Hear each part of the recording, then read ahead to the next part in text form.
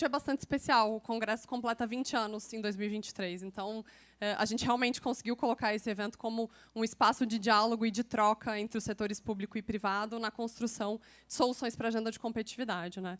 A partir disso, conseguindo avançar numa agenda para trazer mais renda, para trazer mais qualidade de vida para toda a nossa população. E esse evento é bastante especial por um segundo motivo também, que eu vou contar um pouquinho mais para vocês hoje. O MBC tem trabalhado ao longo desses últimos 22 anos, né, a gente completa também 22 anos esse ano, para ampliar a competitividade do país, né? A gente tem trabalhado por meio de 4 pilares de atuação. O primeiro deles é nosso DNA, a forma como a gente nasceu, que é a agenda de governança e gestão pública. A gente avançou também bastante na agenda para fomentar a digitalização da economia. Temos trabalhado muito também pela redução do custo Brasil e pela melhoria do ambiente de negócios. E, por último, mas também, obviamente, não menos importante, é a agenda para a expansão do ensino profissional e tecnológico. Mas, quando a gente fala de competitividade, né, eu acho que é difícil pensar no futuro desse processo e dessa agenda sem falar de meio ambiente. Então, acho que o evento de hoje ele é super importante porque é um primeiro passo de um quinto pilar que o MBC está desenvolvendo e que vai ser lançado muito em breve, que é a agenda de economia verde. Então, eu tenho certeza que os debates hoje eles vão ser super ricos e importantes e vão nos ajudar a fomentar e construir como o MBC pode atuar e pode contribuir para a expansão desse processo e para a gente realmente conseguir fazer com que o Brasil seja um líder, né, uma liderança e seja protagonista na economia de baixo carbono. Eu quero só destacar, né, acho que até antes da gente começar, mas eu acho que é legal colocar que a gente teve entregas bastante importantes nesse ano, né? O MBC desenvolveu um projeto em parceria com o Ministério da Economia à época, né? Agora essa parceria segue com o Ministério do Desenvolvimento e da Indústria. E a gente lançou o Custo Brasil, né? Esse ano o Custo Brasil foi atualizado, né? Ele tem um peso bastante importante aí sobre a economia nacional, 1 trilhão e 700 bilhões de reais ao ano, que oneram aí todo o nosso setor produtivo. Então a gente fez essa atualização, acho que é uma entrega bastante importante. A gente lançou também uma agenda de longo prazo, e aqui quero destacar muito a parceria essencial com a secretária de Planejamento, Leane Lemos, que está aqui nos brindando com a sua presença. Então, muito obrigada. Acho que para a gente também é um processo bastante importante e relevante, em que a gente quer conseguir contribuir para realmente voltar a pensar o futuro do Brasil. Eu acho que essa é a nossa contribuição, e a gente tem articulado e desenvolvido também uma série de observatórios com a ideia de criar uma governança público-privada para que haja um espaço de diálogo e de troca e que a gente consiga avaliar tanto as políticas públicas que estão sendo desenvolvidas no âmbito dessas agendas, mas também os resultados e os avanços desses processos, né? E aí eu acho que também, para destacar, quero colocar acho que um último processo que eu acho que para a gente também é bastante significativo, que é a Frente Parlamentar pelo Brasil Competitivo, né? Então, o MBC exerce a Secretaria Executiva desde 2021, e eu tenho a honra aqui de ter hoje meus 2 presidentes, né? Nosso querido presidente fundador da frente, à época, o ex-deputado Alexis Fontaine, e nosso atual presidente, Arnaldo Jardim. Então, quero agradecer muito a parceria. Acho que, para a gente, a criação da frente foi fundamental para que a gente pudesse cada vez mais ter uma atuação forte junto ao Poder Legislativo. E a gente tem avançado muito em projetos bastante estruturantes. E a gente está com uma expectativa muito positiva de conseguir aprovar 4 projetos da nossa agenda prioritária, que são 6, né, ainda em 2023. Então, acho que é um ano relevante, a gente tem avanços bastante significativos com a aprovação da reforma tributária e estamos na expectativa de que esse processo se acelere e que a gente consiga entregar cada vez mais, né? Então, acho que é importante destacar porque todo esse processo e toda essa agenda ela é a base para que o Brasil consiga retomar sua condição de competitividade e aproveitar essa oportunidade que está colocada de ser realmente a liderança na economia verde mundial, né? Então, queria trazer um pouco dessa visão para vocês, explicar por que esse evento de hoje é tão importante para a gente, e a gente está muito animado. Então, para finalizar minha rodada de agradecimentos, quero deixar um agradecimento também muito especial à AIA, né, aqui na pessoa da Patrícia Ellen, pela parceria, por terem topado o desafio da gente construir essa agenda juntos e criar um espaço de debate privado, né, junto ao próprio setor público também. Então, a gente tem aqui hoje uma série de lideranças para dialogar e para realmente pensar em soluções, em caminhos, para que a gente consiga acelerar essa agenda. Bom, quero, antes até da gente passar para o início dos trabalhos, também agradecer a presença aqui das nossas autoridades, né? Então, como já comentei, nossos queridos deputados, Arnaldo Jardim, Alexis Fontaine e Vitor Lippe, muito obrigada pela presença. Quero agradecer os nossos secretários. Então, secretário Chico Gaetani, cadê? Ali atrás. Secretário extraordinário de Transformação do Estado, Chico, muitíssimo obrigada pela presença. E secretária Helene Lemos, também, muitíssimo obrigada. E quero também agradecer aos nossos líderes de São Vicente, prefeito Caio Amado e a secretária Thalita. Muitíssimo obrigada também, gente. É um prazer imenso tê-los aqui conosco hoje. E antes da gente começar também, eu não posso deixar de agradecer àqueles que viabilizaram encontros como esse, que são os nossos patrocinadores. Então, Itaú, Gerdau, Firjan, Amazon Web Services, Grupo Pharma Brasil, Microsoft, Tigre, a Natura e a nossa parceira de mídia, a Exame, também. Muitíssimo obrigada. Então, para efetivamente dar início aos trabalhos, quero convidar ao palco o presidente do Conselho Superior do Movimento Brasil Competitivo, Dr. Jorge Gerdau.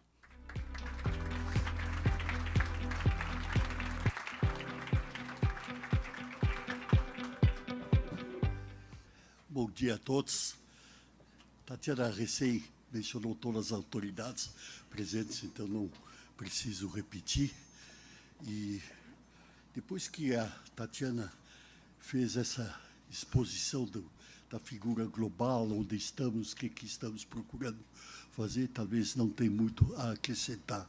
Mas não quero deixar de dar um toque pessoal um pouco da minha visão e da minha, vamos dizer, percepção emocional em relação à importância desse evento.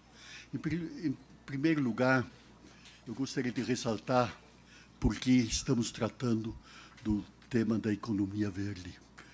E é pelo seguinte: o Brasil várias vezes já teve grandes oportunidades e as perdeu. E acho que hoje, dentro do cenário mundial e as características do Brasil, nós temos uma condição, acho que extraordinária, e é preciso nós usarmos a nossa inteligência e capacidade de mobilização e condução política para realmente nós não perdermos essa oportunidade de conquistar uma posição de patamar internacional e, consequentemente, esse tema tem que ser trabalhado, debatido, analisado, que condições, o que é preciso fazer para que nós realmente possamos, eu diria que quase que consolidar uma posição que naturalmente nós já temos.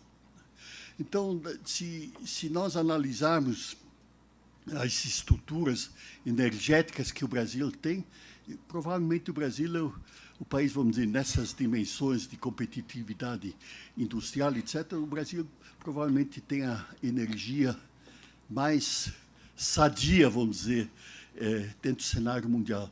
E essa posição que foi construída pelas nossas condições naturais e inteligência de condução, né, nos mostra que nós temos que realmente, dentro do potencial que a economia verde pode nos propiciar, conquistar essa posição.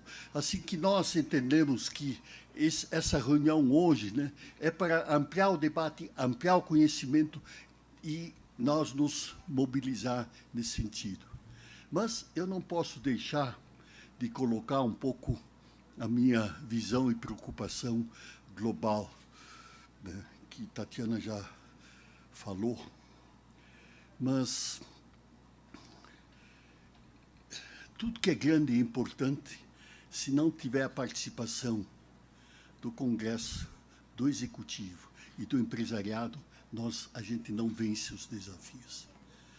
E é uma coisa fantástica que, nesses últimos anos, pelo trabalho que o MBC, quando começou há 22 anos atrás,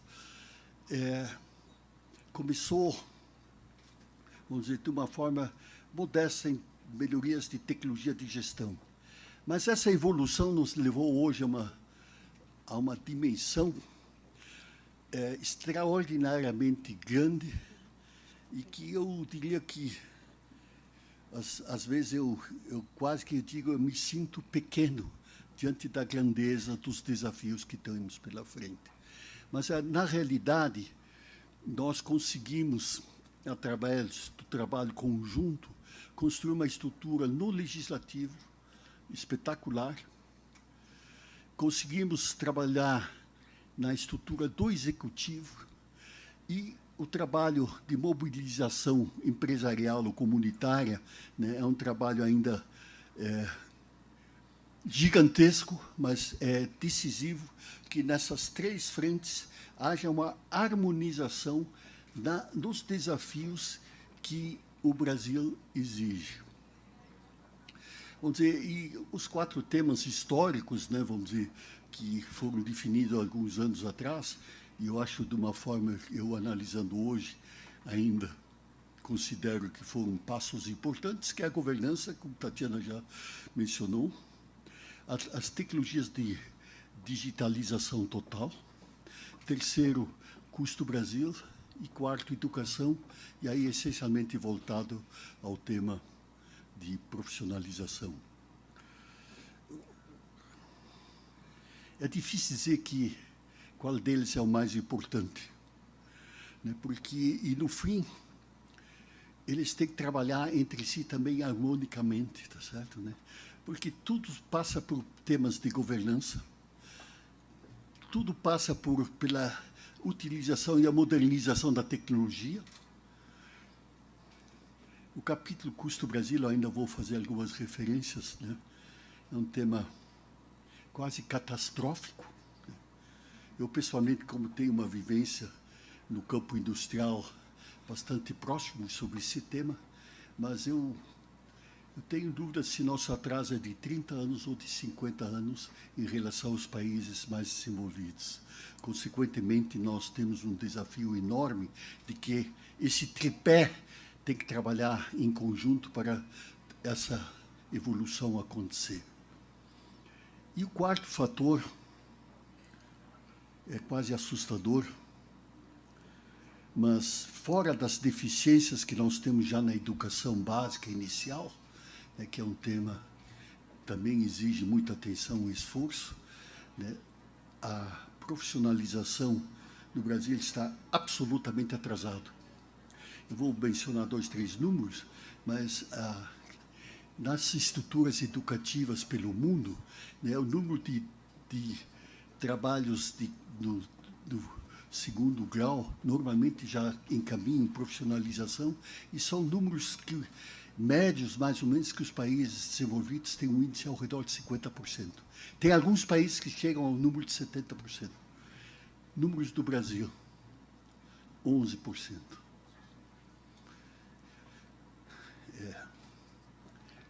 É sem comentário, né, vamos dizer, mas na realidade desses 11%, os 5 S's fazem 4,5% e o restante são outras atividades profissionalizantes. E eu estou convicto, né, de que isso é até um fator de interrupção da educação do 2º grau, mas nós temos que atingir patamares próximos ao padrão internacional. É impossível que haja um desenvolvimento sem que isso seja atingido. Governança global, vou dizer, se vocês têm acompanhado, é um tema tremendamente complexo e que passa pelos conceitos de reforma administrativa, etc. E, finalmente, vamos falar um pouco sobre o Custo Brasil. Sobre governança, eu não quero deixar de fazer um conceito que muito cedo aprendemos na nossa vida profissional, é de fazer benchmark. Olha o que os países mais desenvolvidos fizeram, estão fazendo, por que eles crescem mais, por que nós estamos crescendo tão pouco, etc. Né? Isso vai em índice de investimento, capitalização, coisas desse tipo, que a estratégia global ela tem que entrar e também fazer patamares de benchmark. Vou mencionar só um número para não chocar terrivelmente. A Índia, que tem hoje um dos melhores índices de crescimento, e eu acho que crescimento econômico é a solução social mais barata e mais eficiente e mais justa, tá certo? Porque torna a pessoa independente e não dependente de favores. A Índia hoje tem um índice de capitalização ao redor de 26%, 28%, e, consequentemente, tem um crescimento repetitivo, mesmo dentro dessa situação, com China caindo para 3% ou 4%, né, a Índia continua com um crescimento ao redor de 6%, 7% ao ano, consequentemente. Tá? Por quê? Porque provavelmente ele tem os índices mais elevados do mundo da relação orçamento e capitalização. Tá certo? Então, novamente, benchmark, tá, gente? A gente tem que olhar os melhores exemplos. Eu poderia me estender mais aí, Coreia do Sul, etc. Mas por que é tão importante, então, essa conjugação dos três fatores? Nós dependemos do processo político, dependemos do processo executivo, da estrutura executiva com a cabeça voltada para os propósitos que temos que atingir, e a elite, a estrutura empresarial tem que se mobilizar para que esse processo possa realmente ser construído. Então, eu mencionando esse quadro geral, eu não quero deixar de mencionar alguns aspectos sobre o custo Brasil ainda que realmente são assustadores.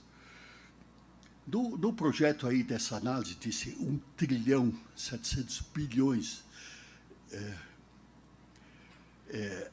que se desdobra em 12 itens do trabalho feito, dos quais tem, vamos dizer, 5, 6 que são os principais. No momento, estamos num debate no Brasil do IVA.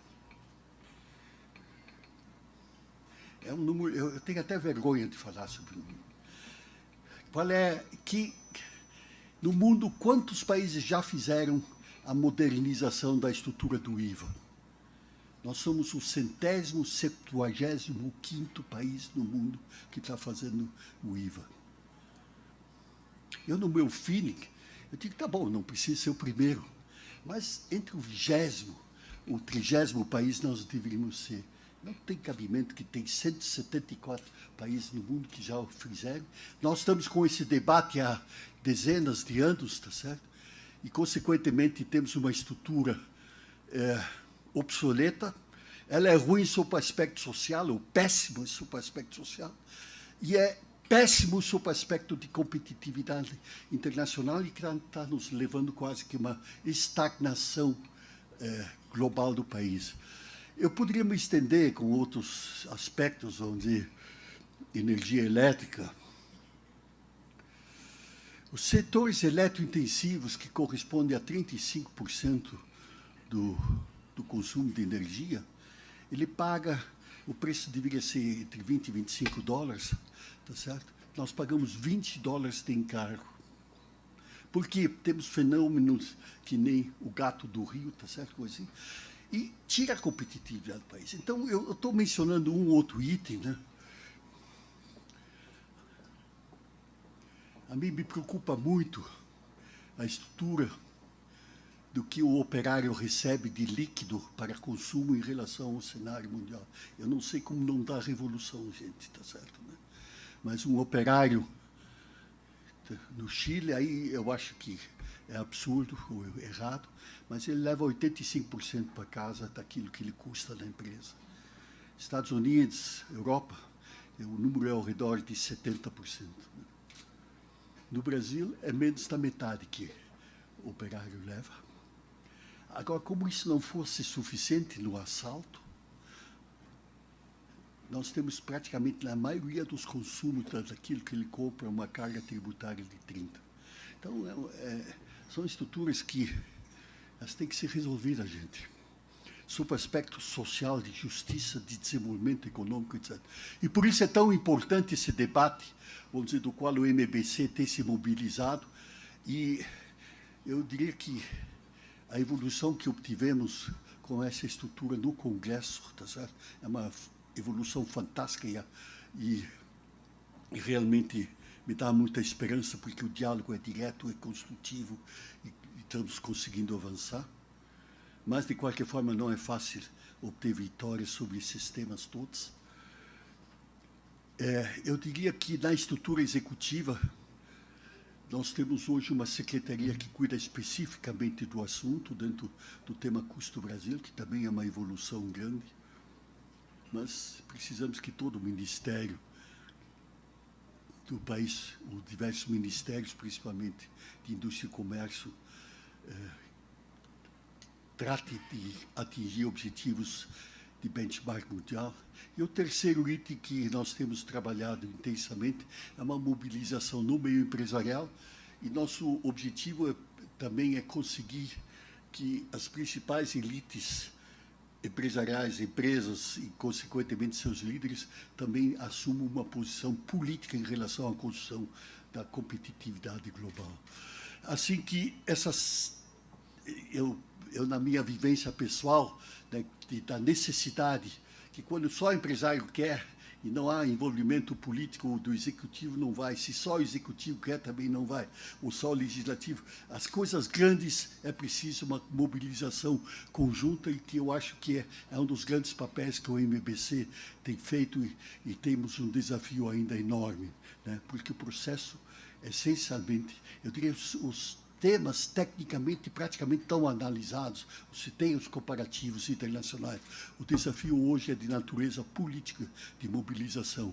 Então, todo o esforço que o MBC tem que fazer com as parcerias nas áreas legislativa, o executivo e a mobilização empresarial são peças-chave para que o Brasil possa atingir, no Custo Brasil, patamares internacionais. Nos exemplos que nós temos, né, tem muitos países com custo Brasil, né, custo Brasil, zero, gente, tá certo? Eu tenho experiências pessoais, né, nos diversos locais que temos, né, e realmente é impressionante a diferença que existe, né? Eu nem gosto muito de falar, mas na administração, na burocracia da Gerdau, né, eu tenho mais de 100 pessoas cuidando dessa gestão em todos os locais dos problemas fiscais, né? Eu só tenho processo fiscal no Brasil, gente, tá certo? Porque as matérias são discutíveis. Consequentemente, gente, os desafios do MBC e a necessidade de mobilização do MBC com essas três frentes, né, é importantíssimo. E a mobilização, vamos dizer, como temos hoje aqui, representação política e representação empresarial, no meu entender, é da maior importância para o debate. Escolhemos o tema da economia verde porque é uma oportunidade fantástica que o país tem. E nós já perdemos outras oportunidades em outras frentes, né? O Brasil já foi o maior exportador e produtor de alumínio no mundo, perdemos ela, né? Dependia de quê? De uma política energética. Perdemos essa política energética e perdemos a posição. Hoje nós importamos alumínio, tá, gente? Exportamos matéria-prima, importamos. Então, eu menciono isso do significado e da importância do esforço político conjugado, né, para realmente nós construirmos um país dos nossos sonhos, né?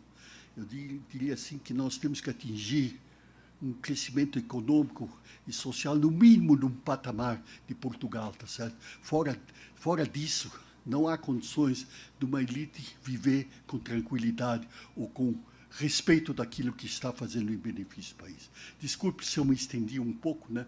Mas queria transmitir assim um pouco de vocês a nossa visão política e nossa visão estratégica em relação da mobilização para realmente tornar esse nosso país aquilo que realmente pode ser, né? Nós temos dezenas de exemplos de eficiência em todas as áreas, setor público e privado, né? Mas nós temos que abranger o país como um todo para atingir o mínimo de condições econômicas e sociais suportáveis. Obrigado pela atenção.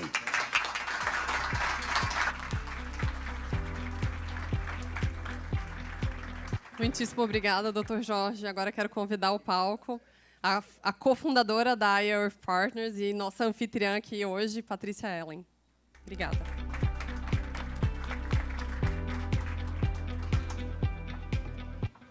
Obrigada, Tatiana. Bom dia a todos e a todas. Muito feliz de estar aqui com vocês hoje. Esse é um momento bastante histórico, né? 20 anos do Movimento Brasil Competitivo. E também a gente está aqui firmando essa parceria com a AIA, ver um movimento de competitividade, dando esse passo e mostrando que o próximo passo de competitividade é voltado a uma economia de baixo carbono. É muito importante para a gente atualizar um pouco mais e com a urgência devida ao trabalho que nós precisamos fazer como líderes. Para quem não conhece esse espaço que vocês estão, a AIA foi fundada há 1 ano, eu sou cofundadora junto com o meu sócio Alex Salardi. O objetivo é exatamente criar aqui um movimento, é o primeiro ecossistema e o maior hoje no Brasil, 100% focado na descarbonização da economia. A gente trabalha nas 5 grandes transições. A primeira é a produção alimentar e uso do solo, soluções baseadas na natureza, transição energética, Dr. Jorge, também. A 4ª é voltada à economia circular e uso mais responsável de materiais. E a 5ª são finanças sustentáveis, com aqui transversais voltadas à atuação com governos, planejamento urbano e novas tecnologias para que a gente possa acelerar essa transição. Antes eu trabalhava com o secretário de Desenvolvimento Econômico no estado de São Paulo, voltada à ciência, tecnologia e inovação também. Então, muito feliz de ver aqui o Tiago Camargo, que está agora trabalhando na Invest São Paulo, mas queria mencionar especificamente o João Paulo Rezende, que está aqui conosco. João, se puder levantar a mão. O João é assessor especial do ministro Haddad, que hoje é responsável pelo plano de transformação ecológica, junto com o Rafael Dubé, que vai se juntar a nós daqui a pouco. Não foi, além da Leani, Chico Caetano. Nós temos aqui, gente que faz hoje nas políticas públicas do Brasil, de São Paulo, de várias regiões. E a ideia desse evento, queria agradecer de novo a Tatiana, o Pedro e o Rogério, além do Dr. Jorge, é a gente fazer um evento menor, com um grupo que toma as decisões no setor privado e no setor público. Então, a gente tem aqui presidentes de empresas, diretores, mas todos aqui que têm a caneta na mão. Então, não tem desculpa, a gente precisa sair daqui com ações muito práticas e com próximos passos claros. E, doutor Jorge, queria fazer um agradecimento especial, porque a gente trabalha juntos há quase 20 anos. Fizemos projetos aqui de educação, governança, Todos pela Educação, programas da Força Tarefa do Zika, Visão Brasil 2030, na época com a presidente Dilma. Então, assim, tem uma lista longa aqui de mais de 20 projetos que a gente não desiste, né, de pensar o Brasil do futuro, mas esse futuro já chegou. E eu queria fazer essa abertura aqui, trazendo alguns dados internacionais para a gente entender um pouquinho o sentido de urgência e de escala. Então, uma proposta aqui diferente, dado que a gente vai falar de Brasil. Eu quis falar um pouquinho antes de mundo, para entender como o contexto mudou e esse sentido de urgência também. Já começou pelo fim aqui. Obrigada, gente. Mas a minha apresentação, eu acabei de voltar da França num debate internacional, ela estava em inglês, e eu estava ali ajustando os títulos dos slides em respeito a vocês, porque eu tenho feito esse trabalho. A AIA, a gente quer levar o Brasil ao mundo e trazer o mundo para o Brasil. A gente tem um instituto aqui hoje, e a principal força-tarefa do instituto é o apoio voluntário ao plano de transformação ecológica. Nós temos outras atividades também feitas na ponta, como, por exemplo, transição energética, doutor Jorge. A gente tem muitas comunidades indígenas hoje em regiões do Pará, do Mato Grosso, sem energia elétrica, né? Então, a gente tem feito alguns trabalhos no Instituto voltados ao dia a dia também, mas tudo é focado em desenvolvimento econômico, e o nosso modelo aqui é o triplo impacto positivo, que é possível gerar prosperidade para os negócios, para as pessoas e para a natureza. Vou colocar aqui o primeiro ponto para vocês lembrarem por que o nosso sentido de urgência mudou. Isso aqui, eu não sou cientista climática, mas eu tenho que lidar com esse cenário todos os dias. Meu segundo chapéu, eu sou sócia da Systemic, que é a única consultoria hoje no mundo 100% focada na descarbonização. Metade da minha equipe trabalha com cenários que a gente vai conseguir chegar no 1,5 grau, 2 graus, e como que a gente faz uma economia mais próspera. Mas tem uma segunda metade que tem que modelar cenários catastróficos de como a gente vai viver em sociedade com novos modelos de adaptação. E eu vou dizer para vocês que o dia a dia dessas pessoas não é legal, e o tipo de imagem que a gente tem, elas são bem ruins, e, doutor Jorge, jogam no lixo todos os conceitos de competitividade que a gente tem discutido. Por isso que eu quis começar com essa página, para vocês lembrarem. Eu tenho conversado muito com as minhas filhas, elas têm 8 anos, e elas têm trabalhado comigo em uma imagem que me chamou a atenção, que a gente parece sapos numa panela sendo fervidos, né, porque os sapos não percebem a mudança, são pestilotérmicos, e eles não percebem que a panela está fervendo. E nós estamos sendo cozinhados aqui, não entendendo a gravidade da situação. Então, eu volto para casa, eu tenho aprendido muito com elas. Essa semana eu aprendi sobre os 5 R's da economia circular. né, reuse, redesign, rebuild, e elas me explicaram, recycle, como é que a gente pode ter uma vida um pouquinho mais sustentável. Então, uma dica para a gente ouvir as crianças, porque elas sabem disso aqui, mais do que a gente, isso me chama muita atenção. Esse quadro mostra as 9 dimensões do aquecimento global, que nós, sempre que falamos do ponto de inflexão, do que nós estamos falando? Tem dimensões voltadas aqui a questões de acidificação nos oceanos, emissão de carbono na atmosfera. São 9 dimensões. A gente, muito rápido, nos últimos 10 anos, alcançou o limite de 6 delas. Essa é a nossa situação atual e, por isso, que a gente precisa reverter esse curso. A boa notícia é que as novas tecnologias avançaram rapidamente. Além da gente ter errado o cenário da previsão sobre clima, a gente também errou o cenário sobre o custo das novas tecnologias. Esse aqui é o exemplo sobre energia solar, e quando era a nossa expectativa aqui de alcançarmos $50 por megawatt. A gente tinha uma expectativa, doutor Vitor Lippe, aqui, então, bom motivo aqui para a gente ficar feliz com o erro. Eu sei que você trabalhou muito na questão de energia solar no Brasil também, mas aqui mostrava qual que seria o prazo que a gente chegaria aqui num custo de $50. E quando esses estudos começaram a ser feitos, a expectativa é que isso aconteceria em 2050. Já chegamos no número, já passamos o número, então não há mais desculpas nesse caso para a gente acelerar aqui o trabalho com energias mais limpas, como o Dr. Jorge colocou. Um ponto que pode ser positivo ou negativo é a revolução internacional que aconteceu com os novos pacotes econômicos. Quem aqui já ouviu falar do Inflation Reduction Act? Temos cerca de 10 mãos levantadas aqui, 11, 12, 13. Então, vou contar 15 aqui, gente. Ótimo, porque tenho trabalhado nesse tema no último ano e meio, e essa foi a sala onde tivemos mais mãos levantadas nesse último ano e meio. Ainda são poucas mãos, dado que aqui temos uma boa parte dos responsáveis em tomada de decisões com relação ao crescimento econômico do país, e esses pacotes mudaram completamente a dinâmica geoeconômica mundial. O Inflation Reduction Act foi o maior pacote econômico lançado nos Estados Unidos nos últimos 40 anos. O valor de $1,7 trilhões injetado na economia anualmente, 100% voltado à descarbonização. Quase $600 bilhões, Dr. Jorge, voltados à transição energética. Ponto de atenção. São pacotes, de certa forma, pouco liberais, bastante protecionistas, com leis e amarras de conteúdo local. O que traz um desafio adicional, usando as palavras do professor Stiglitz, né, que foi um prêmio Nobel, nós estamos unleveling the playing field. Então, a competitividade econômica internacional fica bastante reduzida e ameaçada, dado que nós estamos no momento aqui que a gente chama de catching up ainda, né? O Brasil já tinha o backlog, agora nós temos um momento de mudança internacional. A resposta da Europa ao pacote americano foi o European Green Deal. É um pouco menos protecionista no contexto de, se a gente for pensar sobre conteúdo local, mas ainda bastante agressivo em incentivos.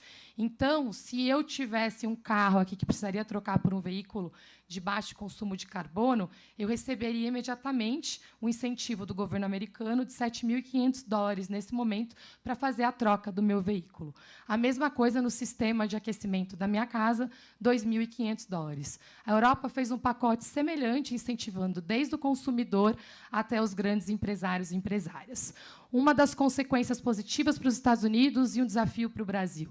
Nos últimos 5 meses, foram anunciadas 100 empresas de clean energy, clean tech nos Estados Unidos, representando quase $90 bilhões em oportunidades de agregar valor para a economia americana. Somente 40% dessas empresas são americanas. 60% são empresas estrangeiras, europeias, asiáticas e latino-americanas, que tomaram a decisão de mudar o seu negócio do seu país de origem para os Estados Unidos devido aos incentivos. Um pacote muito necessário, dado que muito das emissões de gases de efeito estufa vem do chamado Norte Global. Hoje nós temos cerca de 60 gigatoneladas de emissões e o Norte Global é responsável por boa parte desse número e 80% do valor, eu já vou falar na frente, vem de energia. Aqui os detalhes de como, no caso americano, esse valor está sendo injetado na economia e com exemplos específicos, como eu trouxe para vocês aqui, dos tipos de incentivos. Mas a gente quebra aquele paradigma do livre mercado. Nós temos aqui um novo modelo sendo totalmente redesenhado globalmente, o que mudou a dinâmica internacional em 12 meses. E a consequência para a nossa economia é o oposto do que nós gostaríamos.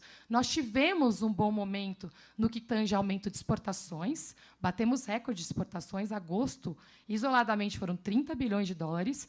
Ano passado, nós fechamos o ano com quase 170 bilhões de dólares de exportação, que é quase 30% acima do ano anterior. Esse ano, a gente vai bater o recorde do ano passado, mas concentrado em 4 commodities. 5. Soja, carne, milho, frango, minério de ferro. Alumínio, como o Dr. Jorge disse, desapareceu da nossa matriz e nós hoje temos uma matriz pouco diversificada. Boa notícia, por outro lado, as novas tecnologias estão muito mais disponíveis agora para que a gente possa acelerar o processo de redução do gap. Aqui nós temos, aqui na primeira coluna, em 2015, quais são as tecnologias que são necessárias para a descarbonização da economia. E grande parte dessas tecnologias, em 2015, elas estavam em fase de conceito ou em desenvolvimento do primeiro modelo, né, que a gente chama ali do MVP, mas não estavam disponíveis em escala ainda para que fossem utilizadas. Agora, em 2020, entre 2020 e 2030, que é onde nós estamos, grande parte delas já estão disponíveis, inclusive, para que possam acessar mercados de massa. A síntese disso é que hoje essas tecnologias elas são acessíveis pelo ponto de vista de custo, são atrativas pelo ponto de vista de produtividade e já tem ali um nível de adoção muito acelerado pela ponta. E as coisas estão acontecendo de uma forma surpreendente. Esses dias eu estive com uma comunidade de indígenas, os Yawanawás, que estavam buscando recursos para fazer um investimento na ponta. Nós fizemos uma ponte com um grupo da Polônia, que chama Impact One, que tem investido em natureza e arte. Eles trouxeram um artista, o Refik Anadol, fez um desenho com eles do modelo de florestas que eles têm, criou uma obra de arte que foi lançada no mês retrasado em Mykonos, eles disponibilizaram com base em NFTs, e essa obra é a obra, hoje, nesse ano, com o valor mais alto por NFT do lançamento feito globalmente. Os recursos estão sendo enviados diretamente para a comunidade dos Yawanawás, e aquilo me chamou a atenção, outro exemplo muito claro de uso de tecnologia e de como a gente pode usar para trazer recursos para o Brasil e combater desigualdades. Eu devo estar falando grego para vocês, falei NFT, falei das obras, por isso que a gente precisa acelerar o processo. O lançamento foi em Mykonos, então eu só fiz a piada aqui para a gente entender que a gente precisa acelerar o nosso processo de entendimento dessas tecnologias. Eu sei que, às vezes, as pessoas, quando vêm na AIA, me falam assim, mas vocês andam muito rápido, vocês falam rápido, dá um medo aqui de entrar nessas coisas. A gente não tem mais tempo a perder. É muito assustador o que está acontecendo no mundo. As coisas mudaram muito mais rápido do que a gente pode imaginar. Então, eu trouxe um quadro que vocês conhecem um pouco melhor, e entender as consequências sistêmicas. Esse aqui é um exemplo, se a gente pega o mundo de veículos e o mundo do agro, eles estão muito mais conectados do que a gente pode imaginar. Se eu perguntar aqui para vocês qual é a conexão entre fertilizantes, entre biobanker e todo o trabalho de eletrificação ou de instalação de um modelo de mobilidade de baixo carbono. Eles estão completamente interconectados. E isso cria, e por isso que eu estou muito feliz de ter o João, a Leani, o Gaetani aqui, um modelo de desenho de políticas públicas muito diferente do que a gente fazia até hoje. Primeiro, a gente precisa aprender a planejar no longo prazo, e o segundo é ter um olhar muito mais sistêmico e setorial.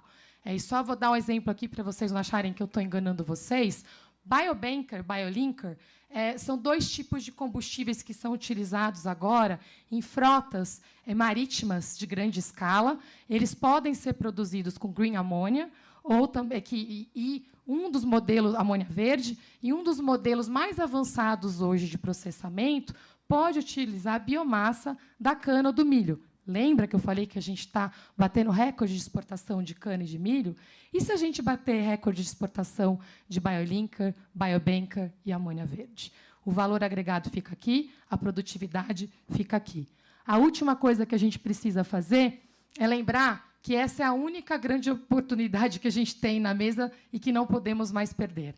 A história nossa, não conta a nosso favor. O Brasil não passou nunca a média mundial de crescimento, que é 2,5% do PIB ao ano. A gente conseguiu, nos últimos anos, também aumentar desmatamento e piorar desigualdades em todos os sentidos.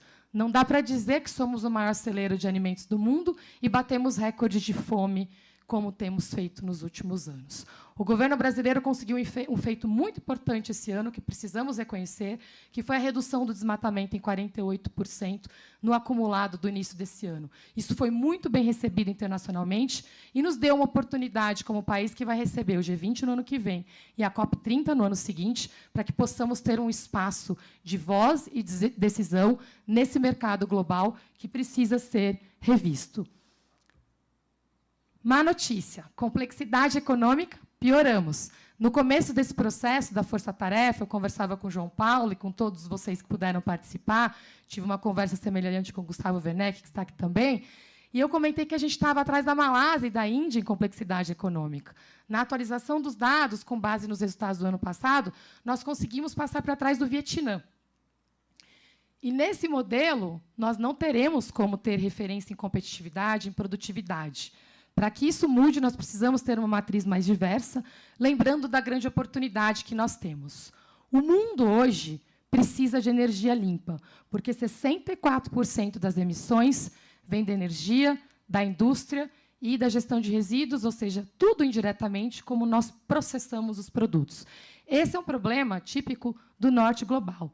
No Brasil, 73% vem de desmatamento e uso do solo. Por isso que esse início do ano foi muito importante para que nós possamos sentar na mesa e ter outro tipo de conversa.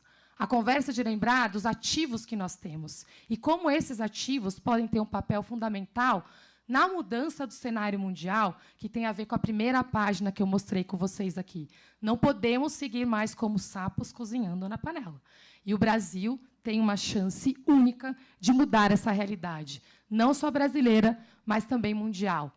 Detalhe que eu falei da energia, e aqui com uma visão um pouco mais econômica, 25% dos desafios que nós temos para a redução de carbono vem especificamente do nosso modelo de geração de energia internacional, onde o Brasil já é referência.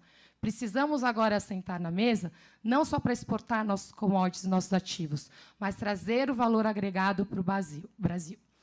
Na nossa comissão de energia, a Systemic Secretaria Global Energy Transition Commission, a Comissão de Transição Energética. Nas nossas estimativas atualizadas e públicas, o mundo precisa aumentar em 20 vezes, nos próximos 20 anos, a produção de energia limpa. Essa conta não fecha. Uma outra forma de olhar é levar a produção de parte desses insumos para os países do chamado Sul Global, e especialmente para o Brasil, que é a grande referência hoje em energia. Então, são 3 histórias diferentes que nós precisamos trabalhar. Nossos desafios internos, depois sentarmos na mesa para lembrar o que é justo para o Brasil, que é o país que tem a maior quantidade de floresta viva, de recursos necessários para essa transformação. E a terceira etapa, trazer o valor agregado dessa transformação para o Brasil. Então, a nossa expectativa com vocês aqui é muito grande, porque isso só acontece no formato de visão sistêmica e colaboração exponencial. Para que isso aconteça também, nós precisamos devolver para o Brasil e para o mundo um modelo mais justo de competitividade internacional. Termino com as palavras do professor Stiglitz novamente. Então, vamos relevel the playing field. Então, renivelar esse campo de competitividade internacional. Grande boa notícia, vamos ser palco dos 2 maiores eventos econômicos e climáticos nos próximos 2 anos. Que a gente possa usar isso com grande responsabilidade e que possamos voltar para casa e contar para os nossos filhos que estamos fazendo um trabalho muito grande para sair daquela panela e termos uma vida melhor para todo mundo. Muito obrigada.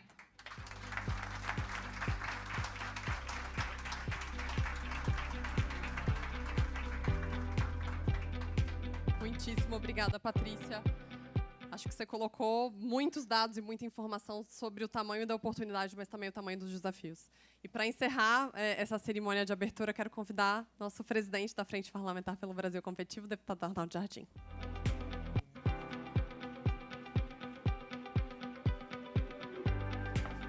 Bom dia.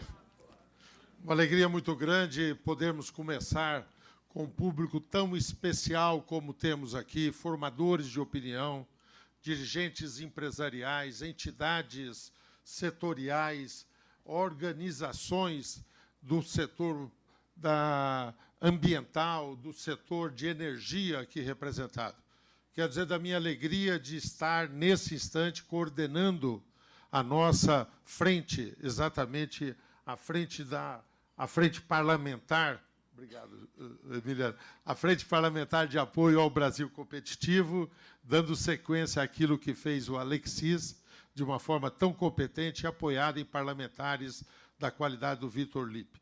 E saudar a todos os dirigentes aqui na figura do Dr. Jorge Gerdau e cumprimentar você, Tatiana, e toda a equipe aqui do Brasil Competitivo. Eu fiquei pensando numa pauta tão consistente como nós teremos hoje, que começou tão bem com a palestra aqui da Patrícia, com as considerações do Dr. Jorge.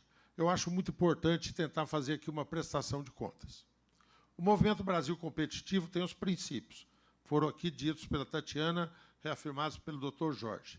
E como é que isso dialoga com a realidade? Eu ficava me lembrando de momentos que nós vivemos. Lá no parlamento, e a frente seguiu por isso, pelos princípios do movimento, nós enfrentamos uma primeira questão, que foi o arcabouço fiscal. Foi muito importante isso. Nós sabíamos que o teto de gasto comprometido tinha que ser substituído por alguma referência do ponto de vista fiscal, e nós acompanhamos esse debate e de que forma atuou o nosso movimento, Brasil Competitivo e a Frente, para endurecer aquilo que havia sido proposto originalmente pelo governo. Atuamos em duas vertentes.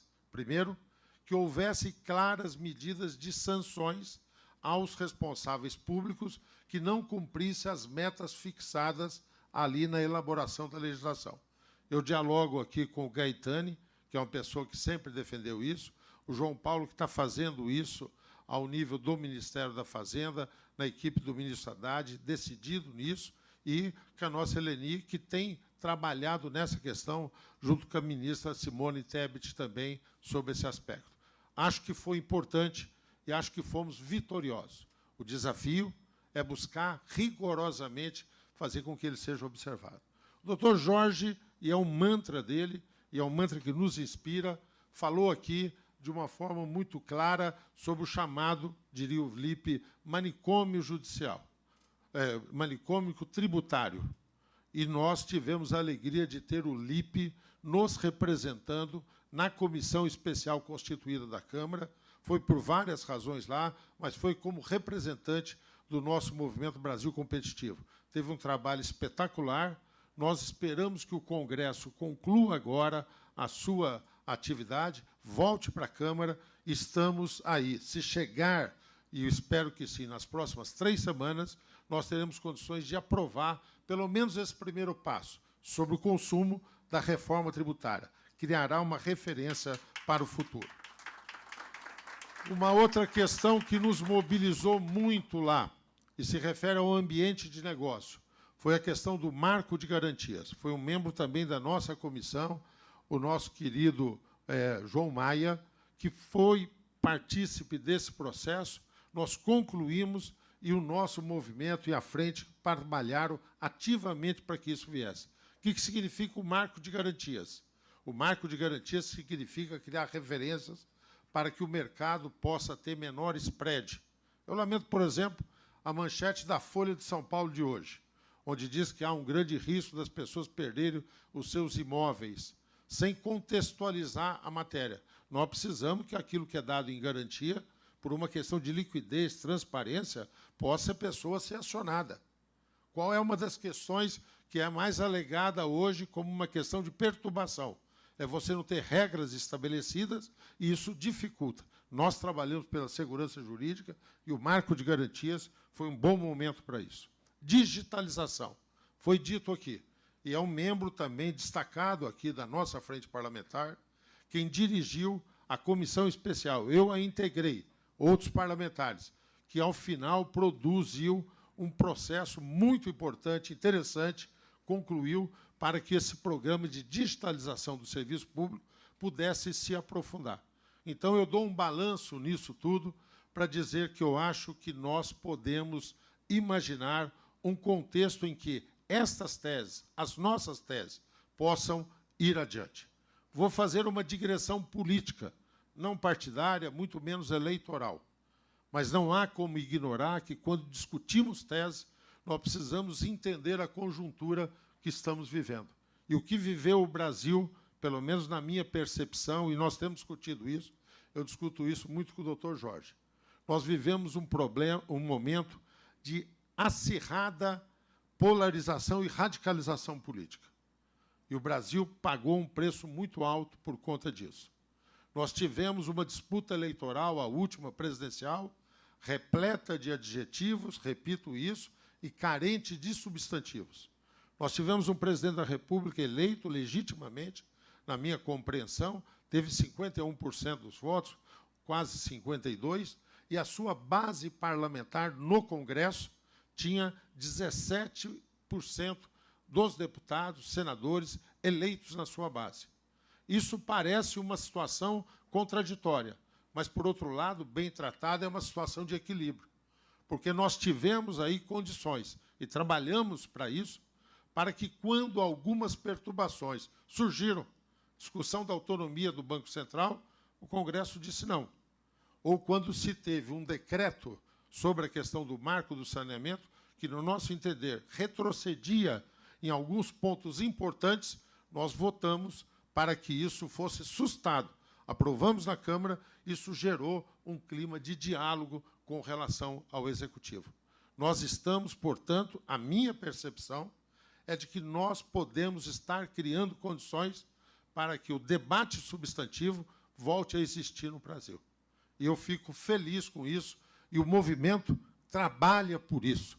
Um debate de ideias, um debate de propostas, algo que possa consubstanciar num projeto nacional.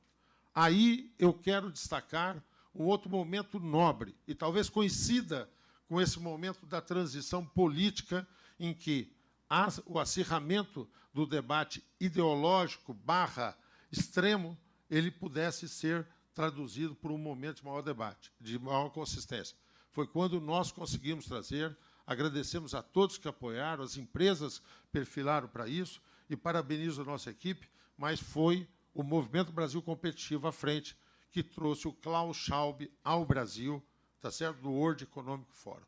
E qual é a mensagem entre tantas que ele nos deu naquele encontro memorável que fizemos em Brasília, depois no circuito que ele fez junto ao Executivo, e no momento posterior que ele veio a São Paulo, conversou com o governador e outras coisas foram acontecendo na esteira. Ele disse que o Brasil devia se preparar, pode se preparar para ser o país de referência na nova economia, a economia de baixo carbono, a economia verde. É aí que o Brasil pode ter vantagens competitivas e comparativas em relação ao resto do mundo. A Patrícia nos brindou com dados muito eloquentes sobre isso aqui. Consolidou a nossa convicção. O Brasil tem a base de uma matriz energética dentre os países maiores do mundo, não há nenhum paralelo o quão renovável nós temos na nossa base. E se nós tivermos agora uma estagnação da produção a partir da energia hidroelétrica, nós temos o surgimento da eólica, que já responde por 13% da energia. Nós temos o fortalecimento da solar, que cresce de uma forma extremamente significativa. E nós temos uma matriz de biocombustíveis sem paralelo também no mundo. Ou seja, são duas questões que podem nos dar uma vantagem. O Klaus Schwab diz que é um desafio, e eu, mais do que isso, aplaudo quando o Brasil Competitivo incorpora essa nova vertente. Esse Congresso consagra isso, para tratar da transição energética, para traçar da transformação, como diz o ministro Haddad, da transformação de energia ecológica que nós precisamos no Brasil. E eu aí me aventuro a fazer alguns comentários mais. Primeiro, dizer que nós temos uma pauta no Congresso que caminha nesse sentido e que nós precisamos de uma interação muito grande, rápida, para que isso possa ter sequência. A primeira delas, óbvia, é a definição do marco do mercado de carbono. Esse tema esteve presente hoje no nosso café. O ato e a nossa reunião não começou aqui, quando a Tatiana começou a falar. Foi intensa no café. Nós conversamos sobre isso com vários aqui, todos falamos sobre essa questão. Viu, Timóteo? É um dos temas que você vai orientar no debate. O mercado de carbono. Precisamos de ter essa referência definida. A convivência do mercado voluntário com o mercado, tá certo? Daquilo que será o compulsório, daquilo que será o mercado que tenha metas. Nós precisamos ter uma clara posição sobre isso. Segunda questão, nós estamos agora às vésperas de dar um passo importante por uma circunstância, isso reforça o pedido de ajuda, serei eu o relator da matéria, o governo encaminhou a proposta de combustível do futuro. Disciplina a questão do etanol, porque dá profundidade, tanto no aumento da mistura, como na rota importante que terá o etanol na produção básica para o SAF, Sustainable Combustível da Aviação, Sustainable Aviation Fuel, tá certo? Como a legislação estabelece mandato já com relação a isso. Para se ter uma ideia, no mandato preconizado lá na legislação atual, nós precisaríamos, para cumpri-lo, de uma produção de etanol de 50 bilhões de litros. Hoje, a produção brasileira é grande, é a segunda do mundo, a primeira americana, 56 bilhões, e a nossa produção são 38 bilhões de litros de etanol. É bastante, mas longe daquilo que nós teremos como meta. Ou seja, uma grande perspectiva de oportunidades de investimentos no que diz respeito ao setor. O combustível do futuro disciplina ainda, e é a nossa visão. Eu estou vendo o doutor Igor Calvé, que tanto tempo colaborou aqui no governo federal, de uma forma significativa, ele passa a ser agora diretor executivo da Anfávia. Está aqui. Nós estamos dialogando sobre o Rota 2030 e nós sabemos todos que o debate de eletrificação é um debate mundial. E o Brasil tem que participar disso com a sua própria perspectiva. Eu não tenho dúvida que podemos oferecer ao mundo a questão do híbrido, do etanol, como um veículo diferenciado. E ficamos contentes, porque no Rota 2030 conseguimos aprovar lá uma emenda, deu um diferencial de IPI e foi o que justificou que algumas plataformas mundiais, Toyota e outras, pudessem eleger o Brasil, lá em Sorocaba, do Vidolip, como perspectiva de produção do carro híbrido. Quero destacar ainda dentro, e por isso que o conceito que está no combustível do futuro é o conceito de poço à roda. Mas nós queremos ir um pouco adiante. E, para a definição do conceito de combustíveis, queremos avançar no conceito do berço ao túmulo, para que isso possa se fazer. Quero destacar uma outra iniciativa importante que nós teremos lá na Câmara, que é um debate necessário sobre a questão de eólica offshore. Há um projeto que está sendo caminhado, nós precisamos de ter a colaboração dos senhores, das senhoras, para que nós podemos debater. Eu estou ficando só no capítulo, portanto, da transição energética como uma pauta muito substantiva. Eu quero festejar muito o fato, e eu acho que guarda coincidência com essa definição, que o Congresso delibera do Brasil Competitivo de incorporar essa pauta aqui, que foi quando o presidente da República foi anunciar o PAC, coisa que aconteceu há 2 meses e meio, 3 meses atrás. Ele, além de anunciar obras, ele anunciou o ministro Haddad como coordenador da transição. O João Paulo está aqui, o Dubê vai chegar daqui a pouco também para falar sobre essa questão, e eu saúdo muito isso, porque acho que uma questão como essa, que pode se transformar num projeto de país, referência para a nossa chamada neoindustrialização, nós temos que ter uma visão abrangente. E eu acho que isso é garantido pelo Ministério da Fazenda. Isso não pode ser uma questão ambiental, isso não pode ser uma questão só da indústria, muito menos do agro, ele precisa ter essa visão abrangente, razão pela qual eu saúdo. E acho que guarda coerência. O Movimento Brasil Competitivo entrar nesse debate, e será certamente, como sempre faz, de uma forma qualificada. Por que se justifica, doutor Jorge? É porque acho que nesse debate da sustentabilidade ambiental, muitas vezes não se fecha a conta com a questão da sustentabilidade econômica. Ou seja, nós precisamos discutir instrumentos. Nós temos um modelo de moeda verde no Brasil. Se instituiu a partir do Renova Bio, quando este programa de fomento ao biocombustíveis, com uma sistemática própria, ao Renova Calc, específica, que analisa cada uma das unidades produtoras, ele acabou criando CBIOS. Então, acho que isso é uma formatação importante nesse sentido. A oportunidade está aí, o Brasil sede do G20, como foi dito, o Brasil referência do ponto de vista internacional.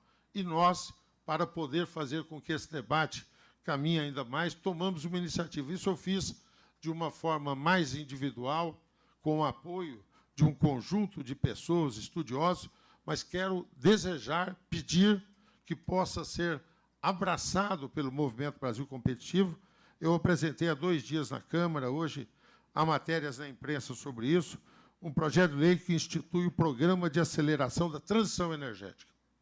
Não é para falar de subsídios e incentivos.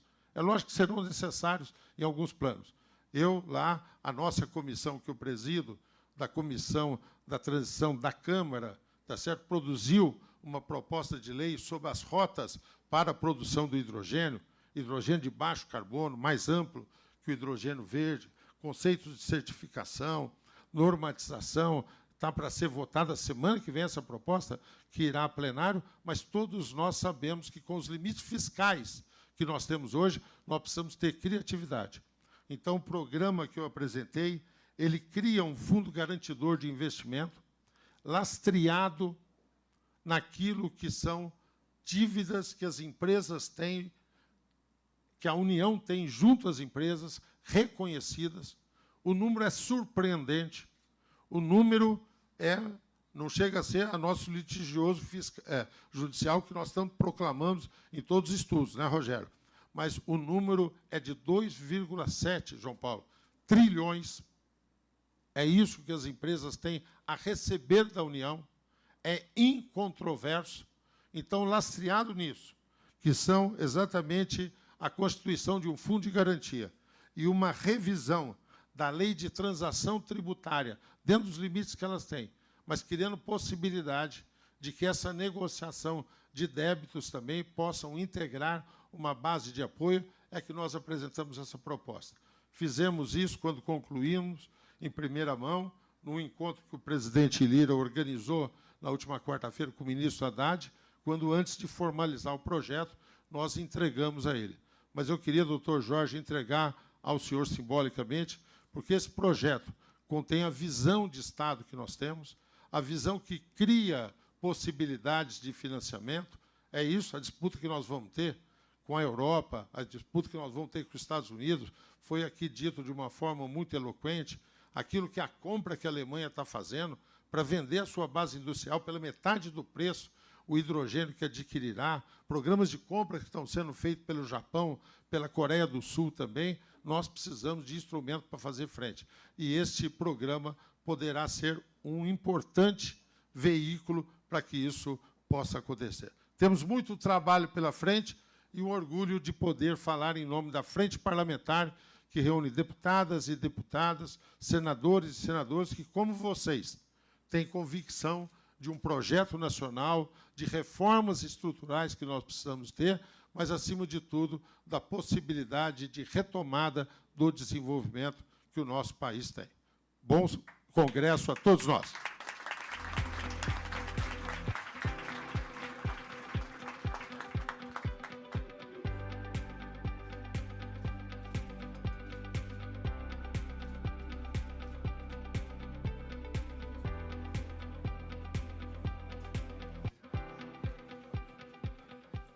Muitíssimo obrigada, deputado. Acho que realmente esse projeto vai ser um marco para que essa agenda se acelere cada vez mais. E agora...